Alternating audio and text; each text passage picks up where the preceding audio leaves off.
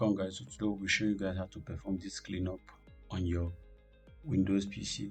So you click on your start menu, search for this cleanup, then it shows up. You click on it.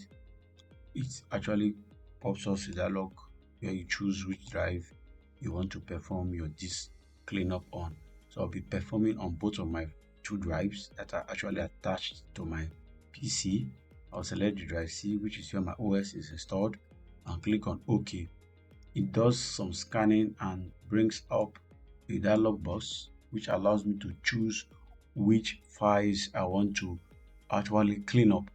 I can select temporary files. There are some that are selected by default, and there are some that are actually here, so I can just check whichever ones you want to perform cleanup, and when you are done checking them, you click on OK.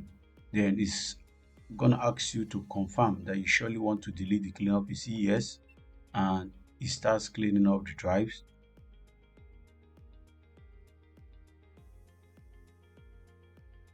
So it's done performing the cleanup.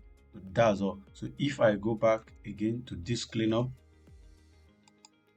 which it does too, so I'll be cleaning my second drive, click on OK. These two are selected. I'll click on OK and delete files. So I've actually deleted both the files that are on my drive C and the files that are on my drive D. So this is actually how you perform a disk cleanup on Windows PC.